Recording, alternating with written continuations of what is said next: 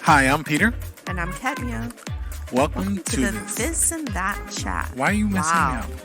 I wanted to do a duet. We never do the intro together. And Why did you stop talking? That is why. Listen, live on a set, you just have to keep rolling with it. Yes.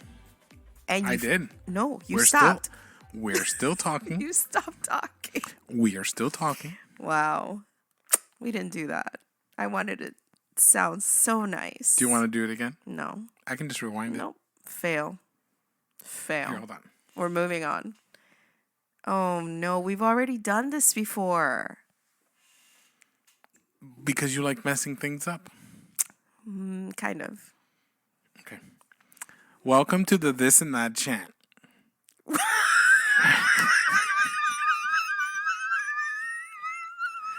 I knew she would like that. Don't even try to say you did that on purpose. Because that's the way I talk all the time?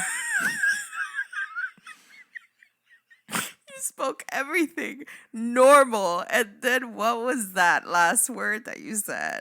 Chant. Oh my God. You know why? Why? Okay, so... Say the truth. That was a really bad attempt, okay, at a New York accent from Saturday Night Live. Really? Yes, because this is a you skit said... thing? No, because you said live. I know. And I was thinking about SNL. And then immediately I thought, live from... New York. Homestead. It's the This and That chat. Featuring... Katmia and Peter. No, never mind. I mean, okay. Double fail. The sadness. How on many this fails side, can we get in this episode? apparently. Actually, that's so amazing because I wanted to talk about that What? today, about failure. Okay. Ooh. Ooh. If you heard that, that was my neck. You know who cracks like that? That it's just like, what's that thing called that you squish with your fingers? Oh, Bubble wrap. Bubble wrap. Okay, Nikki. Mm-hmm. She can crack She's literally human. every joint in her body. Human bubble wrap. She even does her ankles. I do my ankles. Oh, I don't. That's the thing where when we're sitting on the couch and you're like, what's that popping sound? Oh, I thought that was just age. Sometimes. Because that happens to me too, but I can't do it on command. But okay, so yeah, today's main topic is gonna be failure. We're gonna get to that shortly. Failure. Yeah. I love how. So again, we said this last week, but we literally start. So okay, so just so we can put some stuff in context, Okay. we said, hey, we'll start off with the Super Bowl stuff. Because, well, we always look at the calendar, just so people know. We look at the calendar. Because today's the Super Bowl. We're like, okay, yeah, what relevant things we are can talk a little bit happening. about the Super Bowl, and then there's a long weekend coming up. Okay, ready? Let's go. Failure. That's what we're going to talk about today. Well, yes, but before we get there, yes, Super Bowl. So. No, forget the Super Bowl. Talk about failure. No. Oh, God, no. So we talk about the Super Bowl. Today's the Super Bowl. There. No, but none of the teams that we expected to make it into the Super Bowl did. Mm-hmm. Look at how it ties into failure. What are you talking about? It's major success for these guys. No, the ones who didn't make it. Well, somebody's got to lose. A lot of them could feel like we failed, right? This is going to be the theme. But for the ones who did make it, it's very, very exciting. It is. How many times did they fail before making it here? Well, the Bengals have been failing since 1988. Wow. So, that's a long time to be pursuing a ring. Yeah.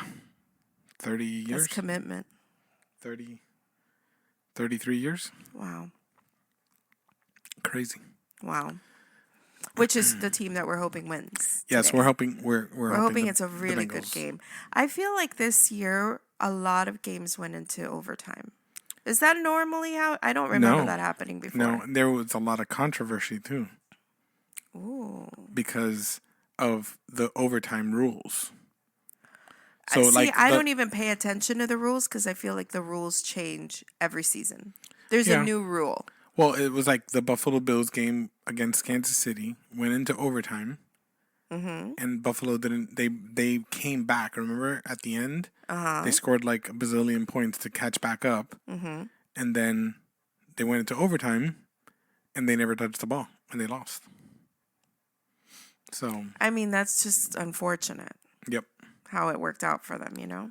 I'm sure It's they'll like they change say something. too little, too late. Next year, I'm 100% sure they're going to change overtime rules. But I don't even know why. I mean, to me, that's very confusing in any scenario, whether it be at your job or anywhere else where you need clarity, right, of how something works. Well, the And rules. when it keeps changing, The problem is that who are we trying to pander to here? the rules are clear. They're just on the little bit on the unfair side. Yeah, but you said they're changing. So why? I'm sure they'll change it again. I think in the playoffs, it should just be another quarter, and at the end of the quarter, whoever's winning wins, no matter how many times they score. That's what I think it should be in the playoffs. During the regular season, if you want to keep it the same, keep it the same. Right. Well, it's like in soccer, right? When they go to penalty kicks. I feel like that's kind of what overtime would be for them, no? No. Kind of. No? No, because penalty kick Because is a everybody controlled gets the environment. same amount. I'm saying everybody gets the same amount of tries. Yes, Both teams. But it wouldn't be the same amount of tries because a team could essentially take 15 minutes with the ball, That's true. and the other team could never touch it. But that's fine. They played the clock. I don't know. Yeah. But that's exciting. So different things this year with Super Bowl. Normally, we have had some sort of a gathering, right?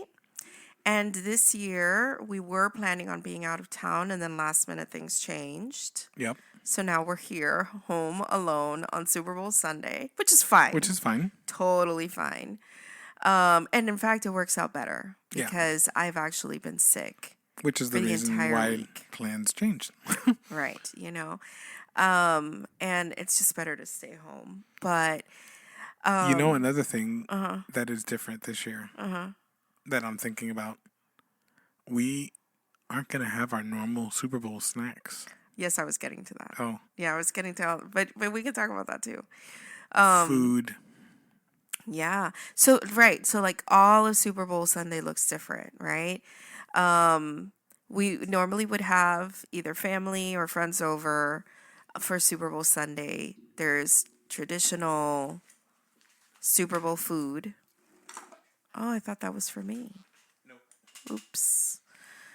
I feel like my water just got stolen from me. Hot dogs, meatballs, hamburgers, Some sort of cheese dip chips. with Yes. the chips. Yes, all of that goodness. And that has all been ixnayed out of our lives. And Which I it's- don't think we've even talked about. I don't think we have talked about it. No.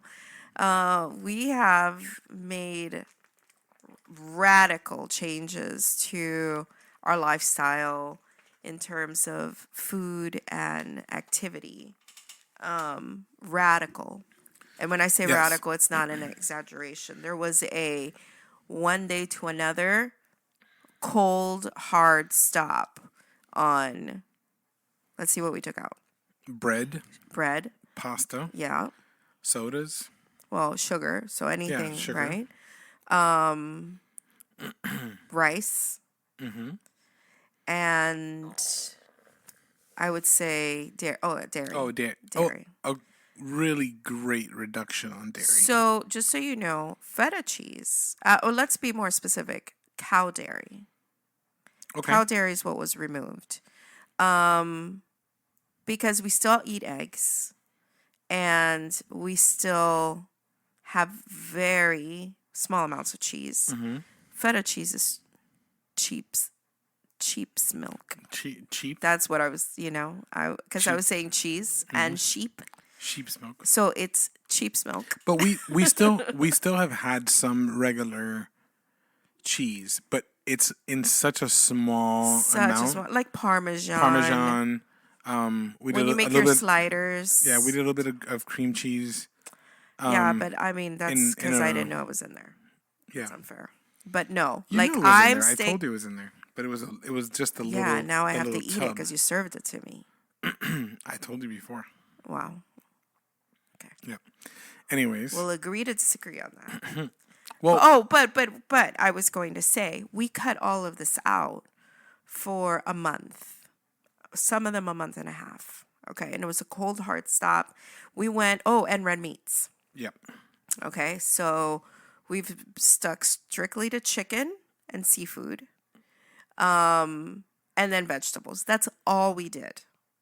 We replaced our breakfast coffee, which was the only thing that we were having, with a shake. And all of a sudden, the weight started coming off.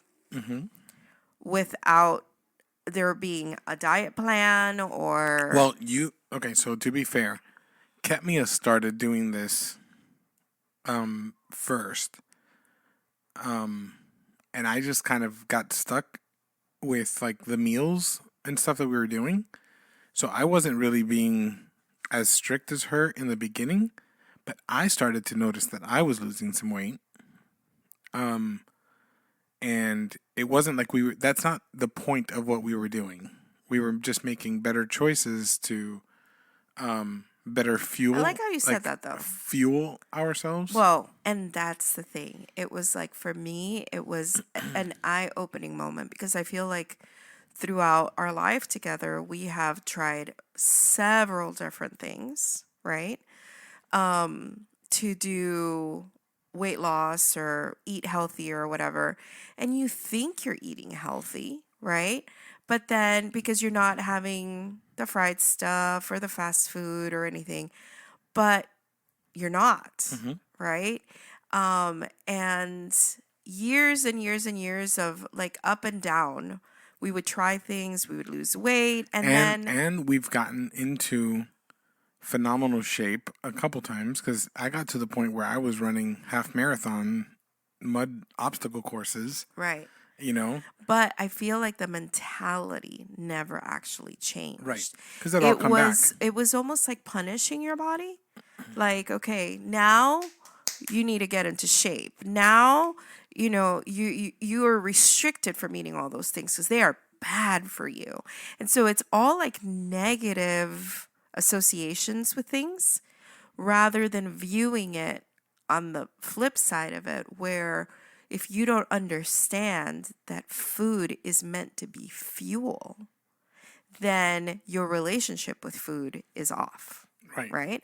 So I had this moment where all of a sudden it's like everything just aligned, everything made sense. And it was the defining moment for me where I had to choose. Do I want to be on medication or do I want to take control back? I hate taking medication. And being told by my doctor, you have to. You have to, because if you don't, your life is in jeopardy. That to me, that was the defining moment for me. Like, no, I have way more self-discipline than that. I have more than just, oh yeah, okay, let me just roll over and take my medicine. No. So for me at that moment was the reason why I was like, if I have to eat plastic tasting food, cardboard tasting food, if I have to have no more seasoning in my life, I'm good with that, And I feel I was on board for you. Yeah, of course. Right? And then what ended up happening was I started to realize that we were eating better, healthy, than we were not healthy. And I think you did have a struggle at first. Yeah, it was a struggle because I'm used to, I loved my pasta, and my rice. And rice was like every meal. Bread. And like that was, like I enjoyed that stuff. That's the goodness of life. Like burgers and like that kind of stuff. But what we've learned to do, like we'll use burgers for example. So there's a restaurant that we absolutely love down here in Homestead, that makes the most amazing burgers on the face of this earth. We've never had burgers better than this place. Okay, if you're here in Homestead or you come down to visit, go to Chefs on the Run. Try it. It is amazing. It is literally a hole in the wall. Okay, but the most amazing people own it, and they make the most amazing food. And we love going there. We love them. Like, and it's not just burgers that they make. Yeah, all their food is amazing. Yeah, it's like it's they call it Caribbean fusion food. They're Puerto Rican, and they make it's just so absolutely incredible. And we would go and get burgers from there, and we loved it.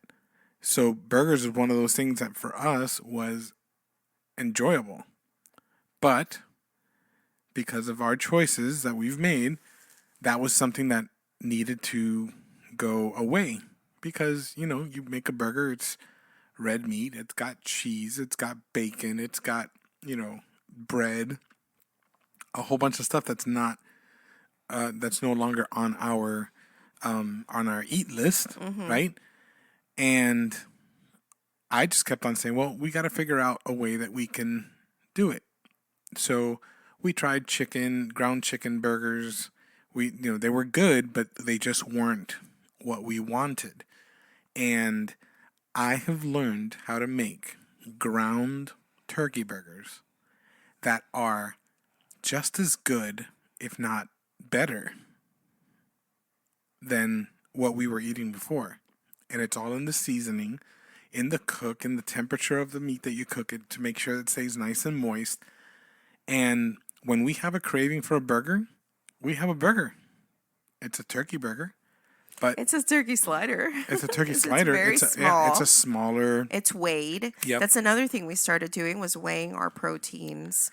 Right. We used to sit down and have a plate of food, scarf it completely down, and go back and get seconds. And now we're sitting down. We are eating on smaller plates. The plate's not getting full. Portioned food. Portioned. We're eating, and then. And never ever have I said, I wish we could have seconds. Had more. Yeah. No. And like, so for example, last night. So on the weekend we'll go and we'll buy some fresh fish. We bought some salmon yesterday, and we had salmon, zucchini, squash, yellow squash, and portobello mushrooms, with a little bit of cilantro brown rice. Underneath the fish, just like half a cup of rice, just to give a little bit of, I guess, density to the meal. And we looked at the plate, and I was like, I feel like this is a lot of food, because it just looked like it was like a big plate of food. And then we looked at what we were eating, and it was all just veggies. It was just a mound of veggies with an amazing piece of, 8 ounces of fish. And at the end of it, like, we ate and we were so satisfied. And it was an absolute delicious meal. And I think that is what's helping us this time around, is the fact that we have found alternatives to things that we already like and enjoy, right? And that's why it's not a diet this time. It's a choice for us to eat better. And I just feel like perhaps the things that, like right now you said that that's what's helped us this time around. I wonder if that's what you view that's helping you this time around, right? For me, I feel like I was willing to pay more than I'm having to pay. What do you mean? Okay.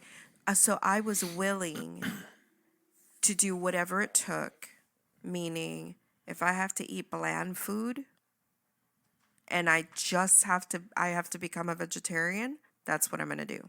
Okay?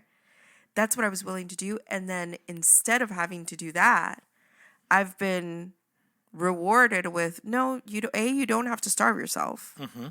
B, your food can have flavor, and you can eat a lot of delicious things that just were not part of your shopping list before. Right. Right? Which is kind of what you're saying. That's also another thing. Oh. The shopping. Okay, so incredible. So this part of it was really cool for us. So as we're learning, right, to shop and to get things that we need for our body to function, fuel wise, what we've realized is that the grocery store doesn't need the center aisles. Yep. Right? If you are properly fueling yourself, you can literally purchase everything that you need to eat, right? Just going around the store on the outside. Before, we would make a list and go up and down every aisle, and every aisle, something went into the cart.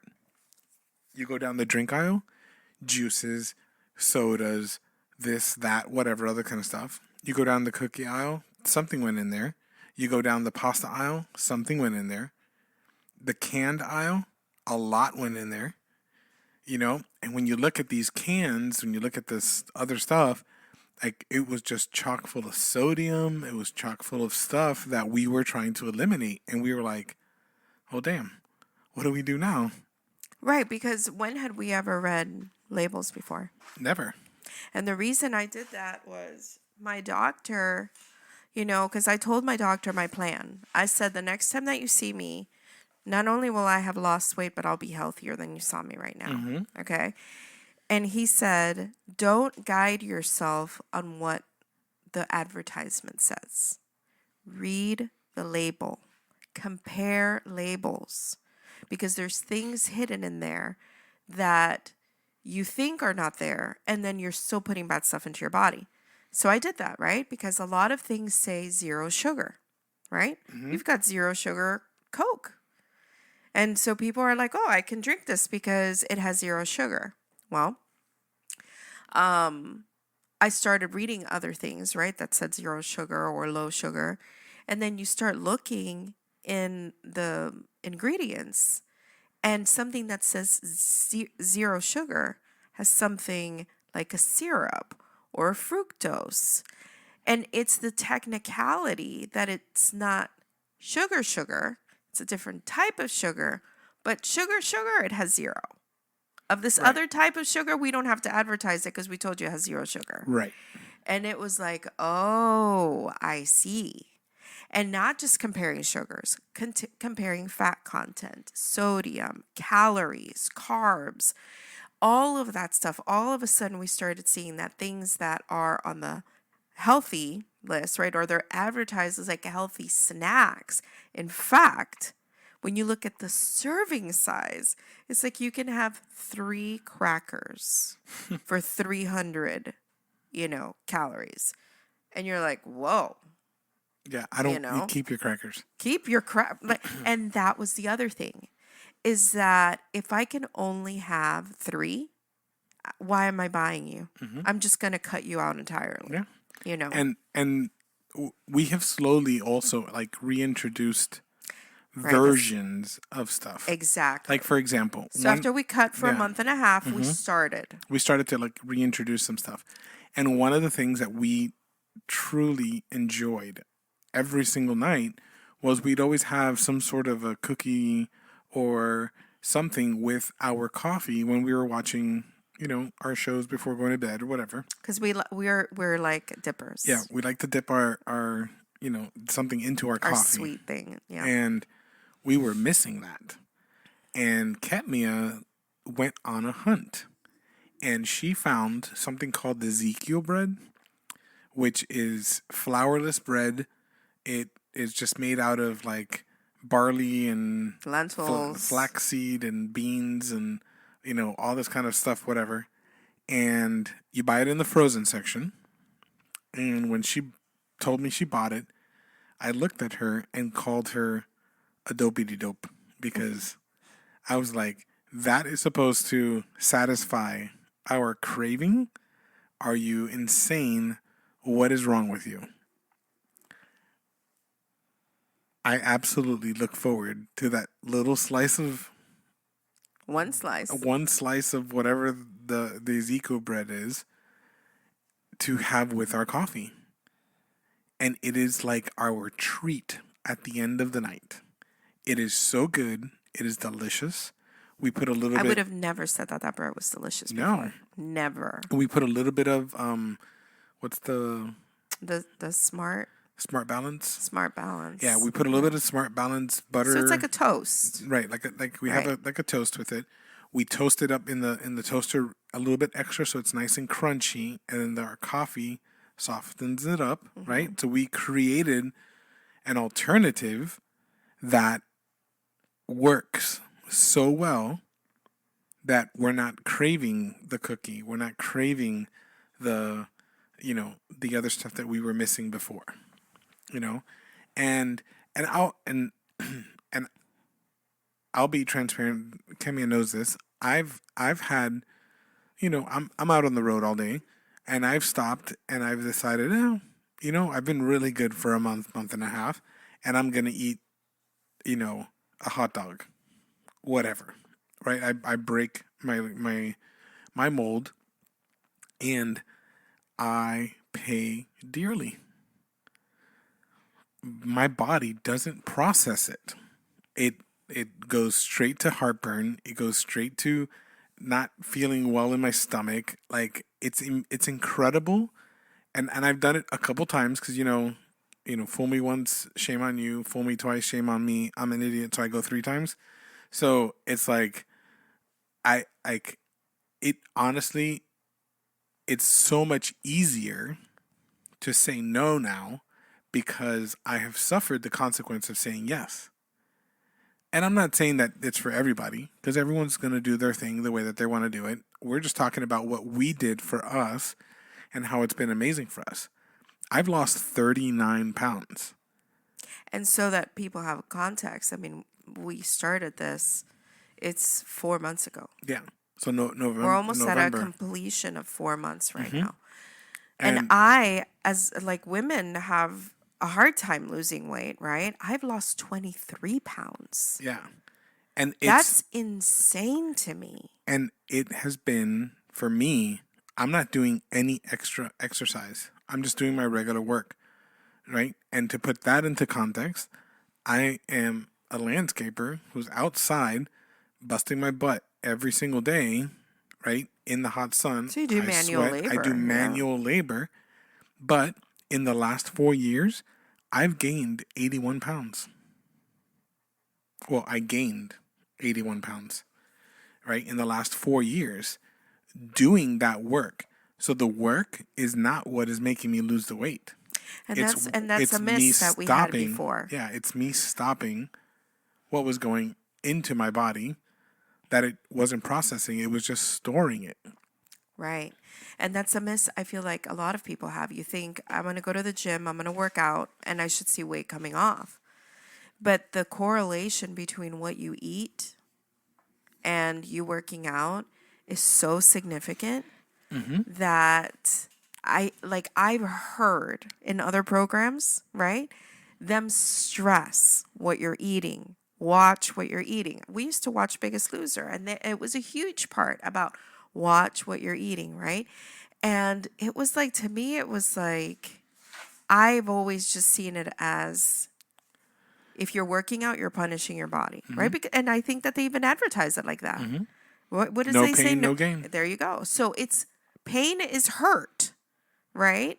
And so there's like all of this negative of, oh, well, now I'm supposed to suffer. And then you step on the scale once and you gain weight or you didn't move, you're discouraged, I'm out, right? Yeah, and that's what happened to us. And just so that you guys know, our weight loss has not been, 4, 5, 4, 5, 4, 5. It's 0.9. But every week it goes down. 1.3. 1.2. Like, it's just been a consistently Gradual. slow process. I've lost a little bit faster, right? Men notoriously do. But I also started at 150 pounds more than Ketmia, you know? So, but it's been so to me it's like what so in the reintroduction, like, we have not had any pasta. With the dairy, we still like, for me anyway, I mean, we're each making our own choices moving forward, but yeah. pretty much everything is the same. To And me, dairy is gone forever. The only because dairy that I've put in, it's been very little. Like I'll do a wrap for lunch, and I don't do it every day, but I'll grab just a little bit of shredded cheese, and I'll throw it in there. But in reality, we only have shredded cheese in the house because Nikki's still here. But when Nikki's gone, that's not going to be something that we're going to buy. Right. So it's not. I'm not going to go and buy it to have it to use it. Right.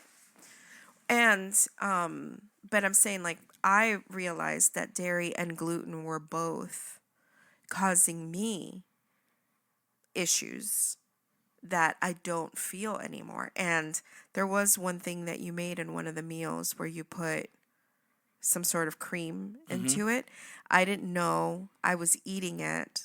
We talked about it in the middle of eating it, but it was such a small amount. You said it was such a small amount. And I ended up getting sick over it. So there's things that, like, you feel one way now, right? And you see that you're doing better all around. Why would I want to go back to that? Especially now that I don't see it like punishing my body. If I love myself, right, then I love my body and I want to give it what it needs to thrive.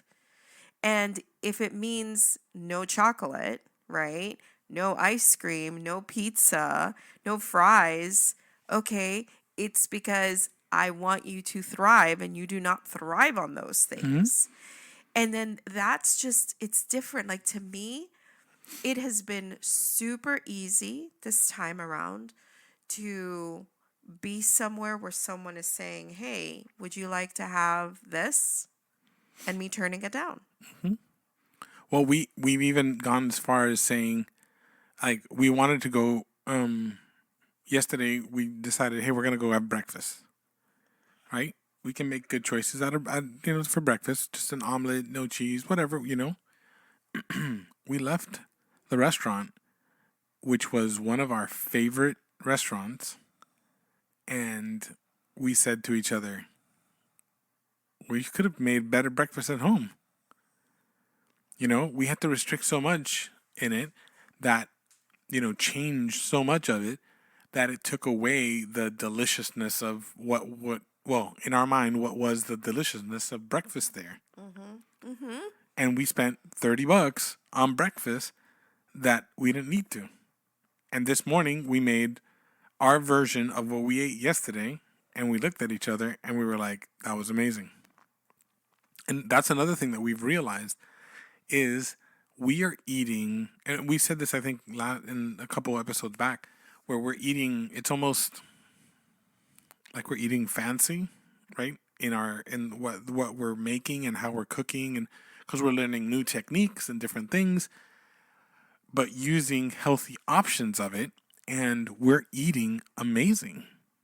We're eating so absolutely delicious that to go to a restaurant, I almost want to eat at home better.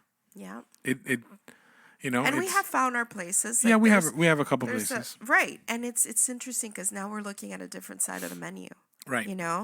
And I was telling you this the other day that if we were on the road and worse came to worse, right?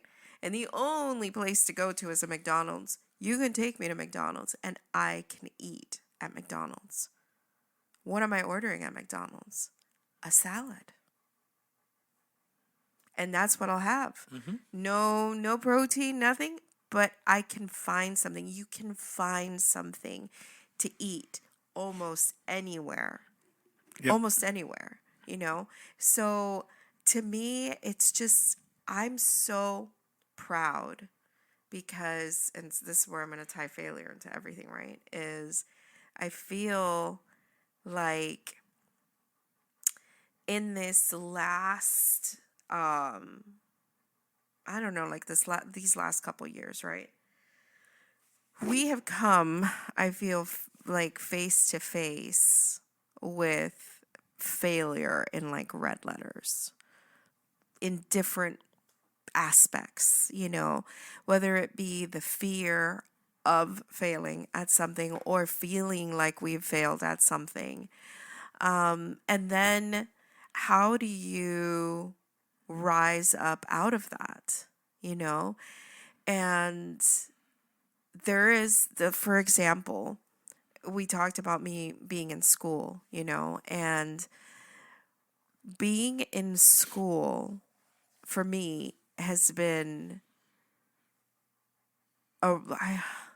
like a roller coaster of emotions to this day. To this day. And let me put something into perspective. I'm taking a physics class right now. In my entire life of schooling, I have never even done one day of physics. I didn't even know what physics was. I had a vague idea of what physics was. And I just had my first exam and I scored a 95. Okay.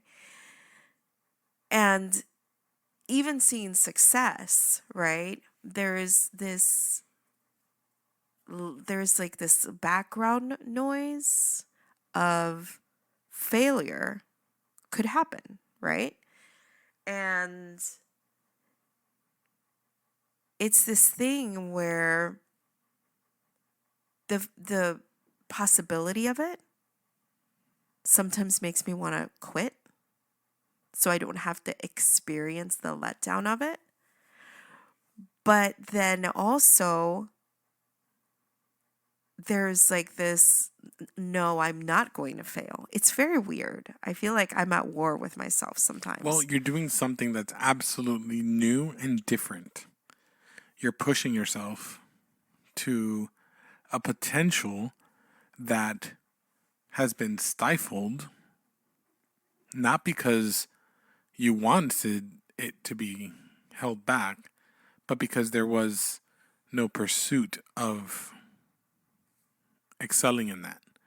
So now you're doing something completely out of your comfort zone, out of the normal, and it's creating a situation where you don't think you can do it, but you actually are destroying it. You're like you're destroying the stigma of what you believe.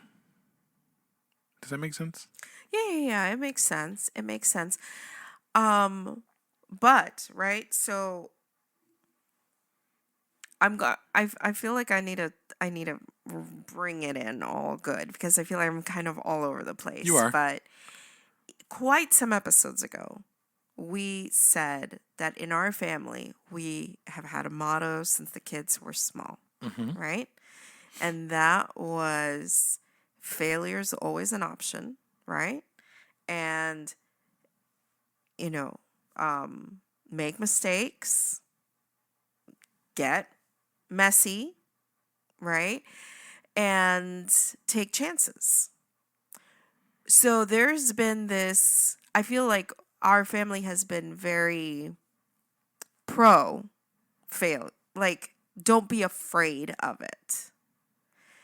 But yet there is fear still, right? Even if you're like, go for it, there's still, because I just feel like we also carry this burden of, I don't want to let people down.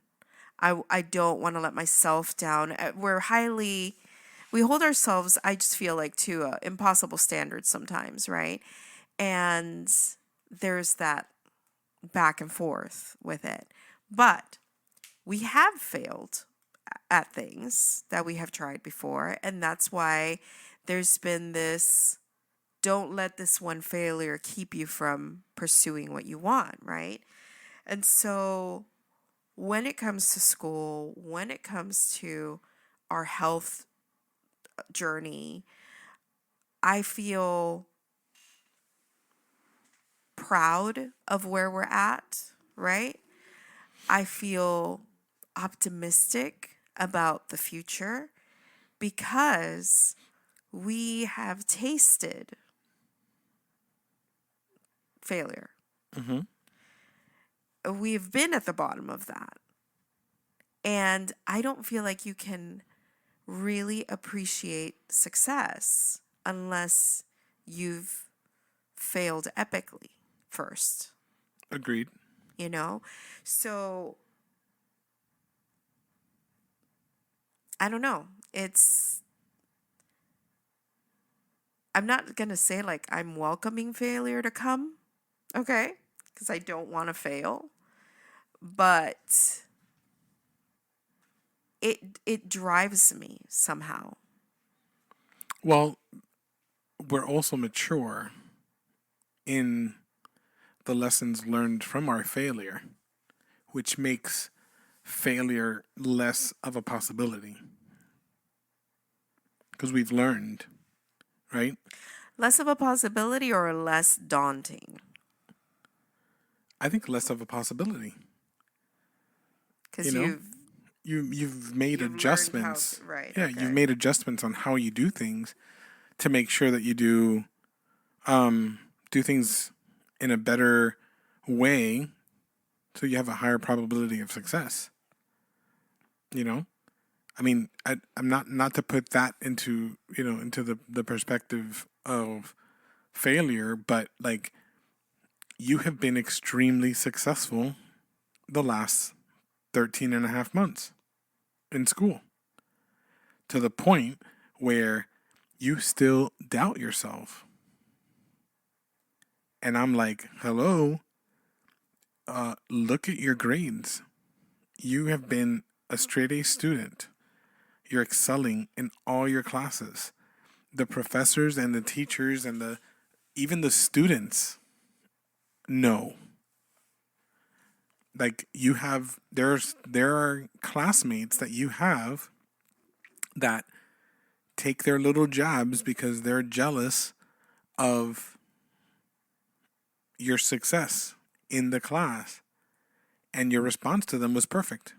No, I work hard at what I have earned. It's not because you're a brain. You're not you're not,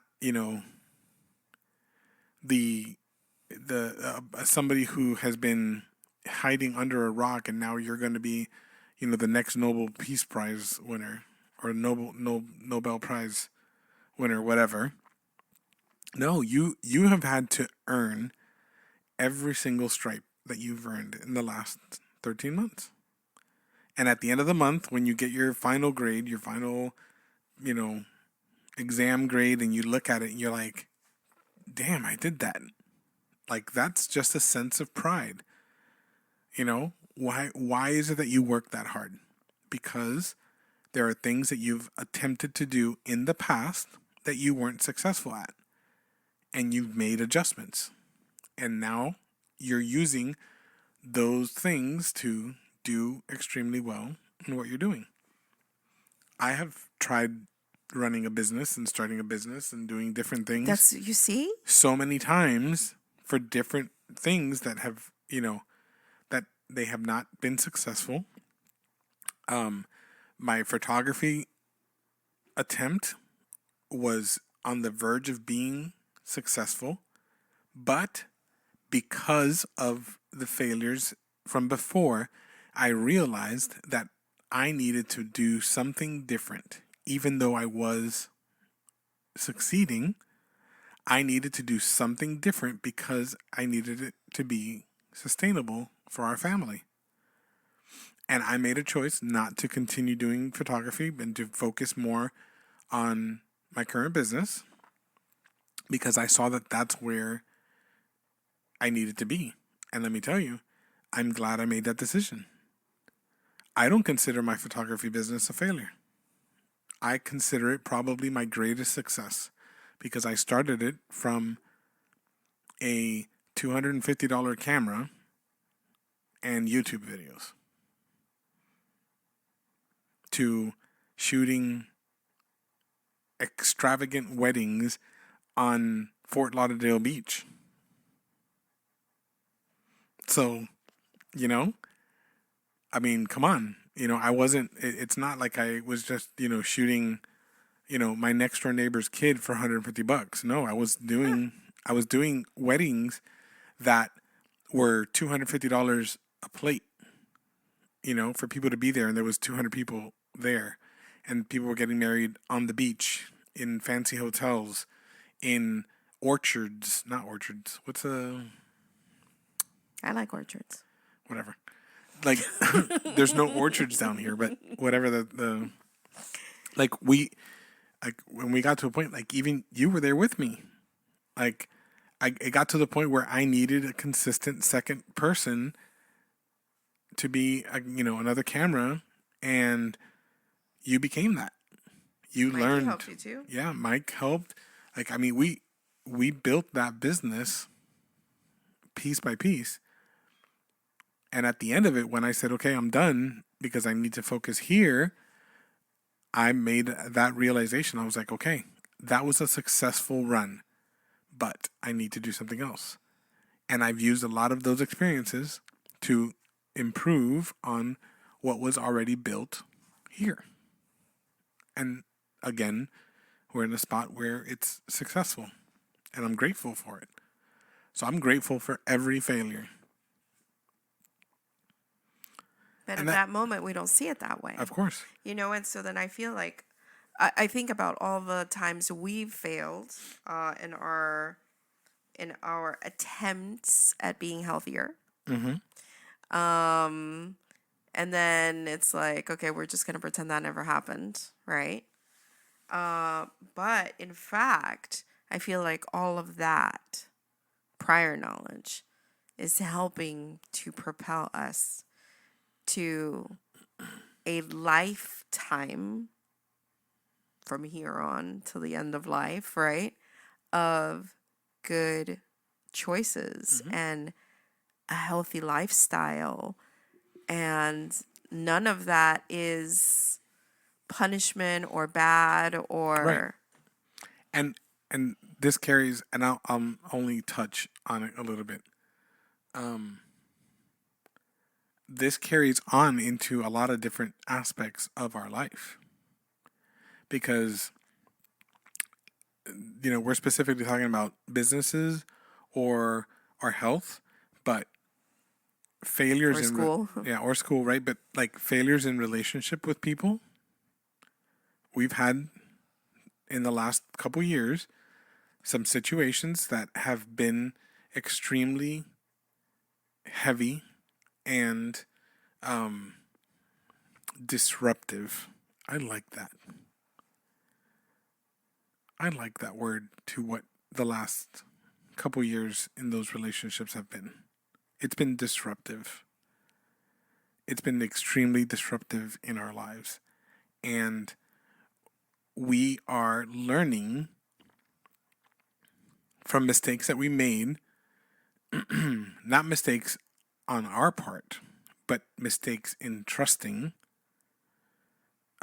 freely, where it's caused us to have to learn some hard lessons. And I'm grateful for them, even though they've caused some distress. But I'm grateful for them because I'm making better choices, choosing the people that I want around me, people that are going to be good for us, not poisonous. Yeah. Poisonous or toxic or... Yeah. Poisonous is the word I'm using, but it's bless you. Oh, so sorry, excuse me. But yeah, it's one of those situations. So, but here we are, right? And we learn from failure to be more successful. I mean, you'd hope so, right? You'd hope. And that's the thing, is you'd hope that with failure, you would learn how not to do that again. But like, we are not exempt from that. You know, you can make similar mistakes over and over again. But I feel that a proper lesson learned doesn't make you immune from failure.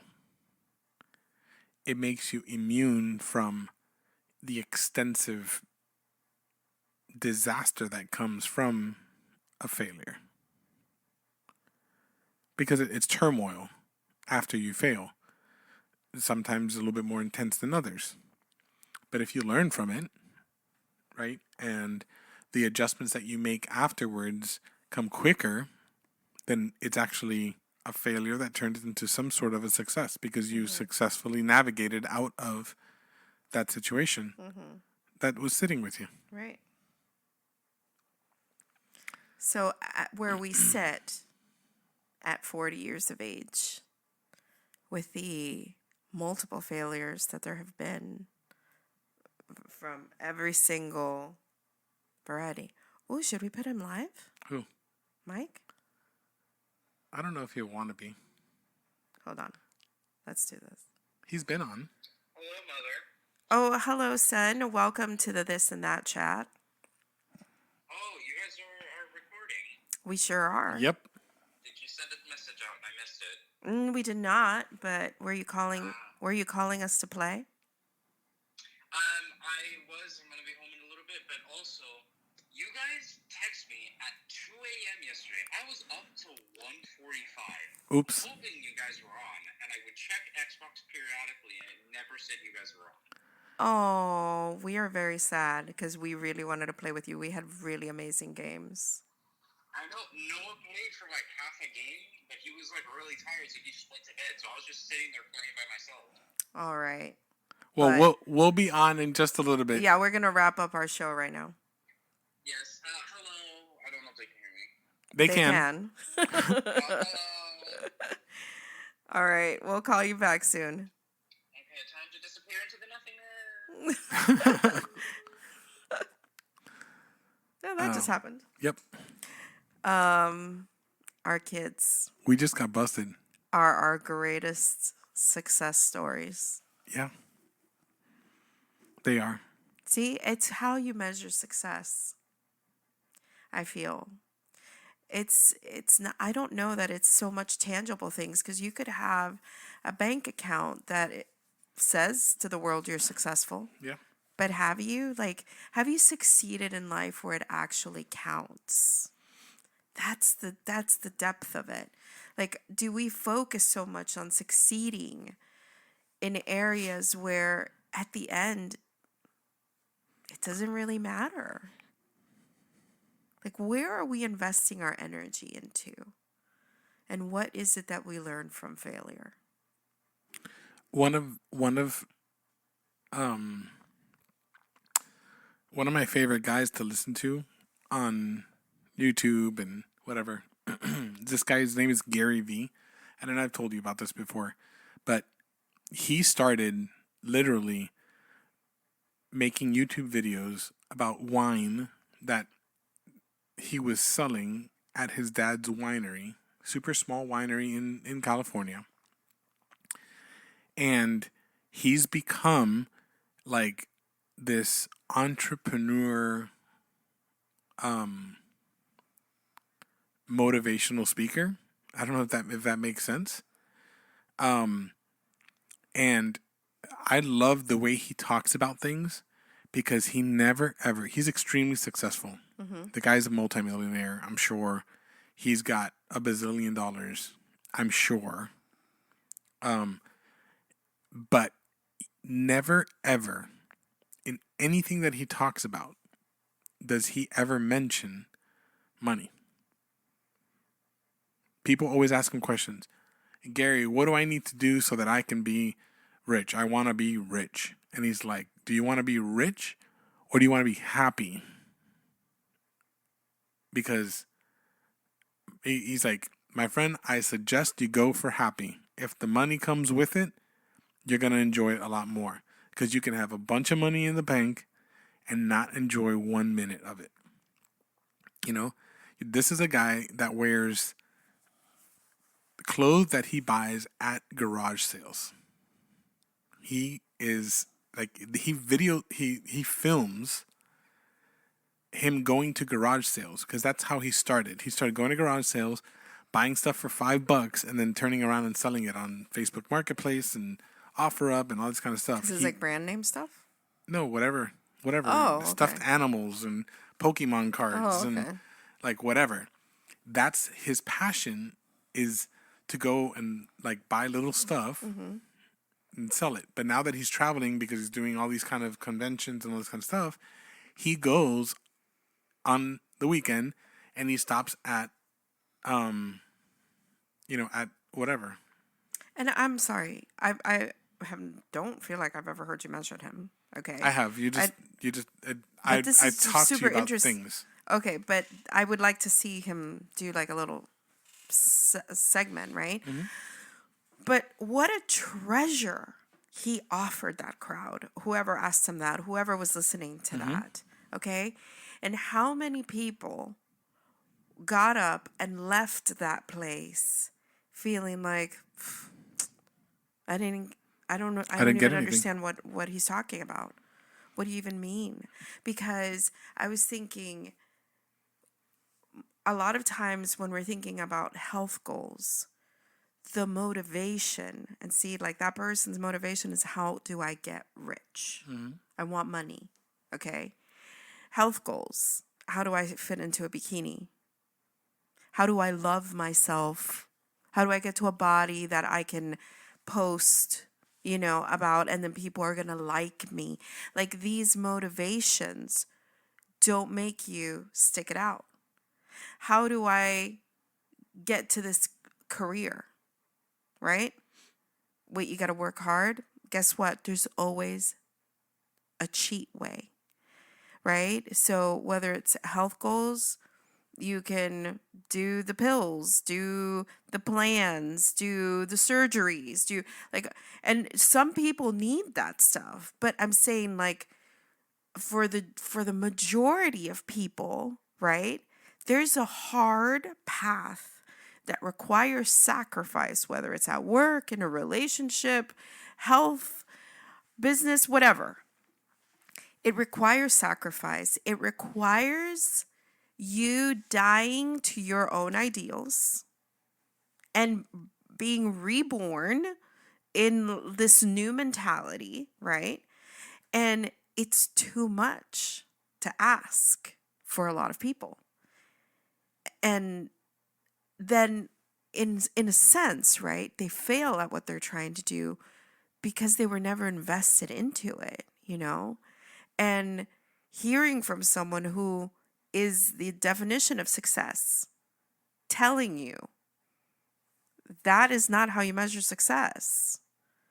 It's so, like, only a handful of people are going to walk away and do something with that, and it's going to change somebody's life. Well, we'll end it with this. I'll go back to Gary Vee for a minute. So he, in one of his films or one of his recording outings, he goes to a garage sale, and they've got some really cool stuff in the front. He's got, like, he buys a bunch of stuffed animals from him. He likes to buy stuffed animals and sell them. He says he can get them for $1 and sell them for $5. And people buy them all the time because in garage sales you sometimes get some really amazing stuffed animals that kids have outgrown that new kids will now be able to enjoy, that are, anyways. So he finds himself a lot of times where he'll find a lemonade stand where one of the kids is trying to sell lemonade at the same time that the parents are doing the garage sale. And he was talking to the parents, and he's like, yeah, it's been a rough go today. We really haven't had a lot of people coming in. He's like, oh, that's okay. Sometimes you can, sometimes you don't, but today I guess not, And the little kid comes over, and he had bought a lemonade from him from before. He paid $1 for the lemonade. And the little kid comes over when he was getting ready to go, and he goes, "Sir, do you want a lemonade?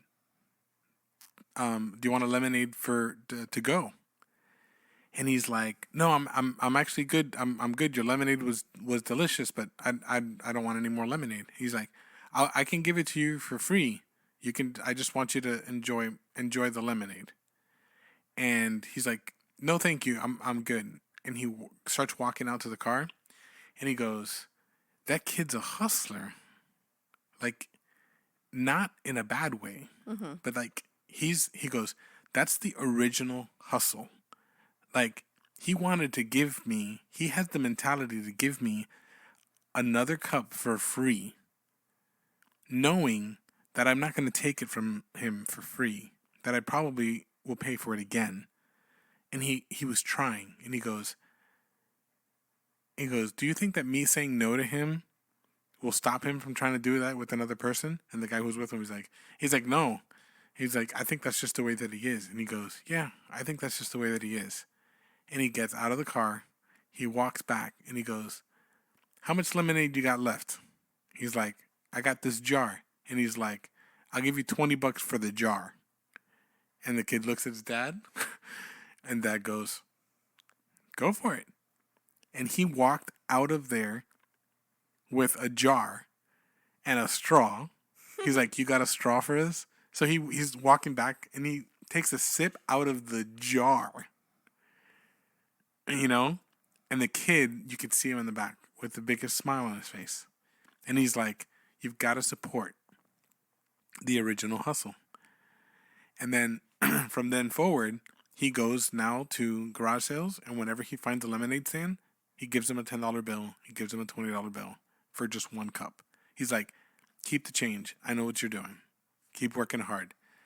It's become an encouragement, you know? And I think that the way I wanted to end it was the fact that failure is going to happen, right?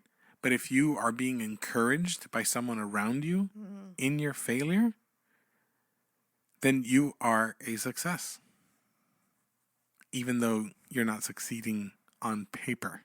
That's very beautiful. That's really very beautiful. Because no one really ever shines a spotlight on your cheering section. Yeah. Who is there when you're like literally down on yourself and saying, "I can't," telling you, "Get up, you can." You know, and I'll carry you. Our kids are an example of this. We have allowed our kids to pretty much make their own decisions from, would you say, like 12 or 13 years old? Like, our son decided that he did not want to go to school. He wanted to go to work. We supported him. He worked for a year and was like, "Oh, hell no. I'm not doing this. I want to go back to school." He lost the scholarships. He lost all the stuff that he had from school to be able to go to college at a better financial rate. And what did we do? We were like, "Heck yeah, go, do it." And he graduates now in June. Our daughter wanted to pursue a certain career, and we were doing everything that we could to make sure that she could have that opportunity. And she came back, she's like, "I want to change. I want to do something different." And we were like, "Sweet, go for it. Go, do it." And she's moving to Orlando in 2 weeks. So our motto is words to live by. And it doesn't, and that's the thing, it doesn't take the weight or the fear of failing away. It's there. But it's, you know? it's the encouragement. Right. But it's that it's okay. Yes. It's like, go dare bravely. Go dare greatly. Yep. You know? And if you fail, you failed while daring greatly. Yep. Get messy. Make mistakes. And take chances. always take chances. It was a good episode. I know. Super Bowl, you know, it's just you and me. Yes. And one thing we love about Super Bowl is the commercials. So we will see what this year's commercials are like. I saw some previews because they did trailers for commercials this year. That's so stupid. I know. That's so stupid. But- It's so discouraging me right now. No. They didn't show the actual commercials or anything to do with the commercials. What? Just the people that are in the commercials so that you can have wild imagination. What? Yeah. So they have one where they have Mike Myers dressed up. He's still alive? Yeah. He's not old. They have Mike Myers dressed up like Dr. Evil from From your favorite movie? Austin Powers. So there's going to be a commercial with that. And there's one with Bradley Cooper and oh goodness, what's this guy's name? They're just sitting in a car and they're like, what are we doing? They're holding a bag of Lay's. So you know that they're going to be a Lay's commercial with them. Whoa. Hollywood is infiltrating the commercials? Yeah, there's a lot of Hollywood in the commercials this year. Really? And I would say it's probably a smart ploy. Theaters are just coming back in. They're making push, hey guys, come to the theaters. Come see movies. Come see people. So, anyways. Interesting. Yeah. I think it's gonna be a different We'll see. different year for commercials. Oh, let's do a quick prediction. Okay. What's final score in the Super Bowl? Bengals by 10. Oh, I meant numbers. I see a 34. Is that a possibility? 34-24 Bengals. There we go. Okay. All right, let's see. Let's see what happens with 34. What's Yes. the number 34? Yes. If we get it right, people are gonna think we recorded afterwards. I know. We'll see what happens. Yeah. But thank you for listening. Yes. Thank you for listening. Today was a little bit all over the place, but that's to be expected. That is the this and that chat. We started messy, stayed messy. Ooh. We took some chances, Made a whole lot of mistakes. made a bunch of mistakes. Failure's an option. Yep. See you guys next week. We'll be back on Tuesday. Bye, guys. Bye.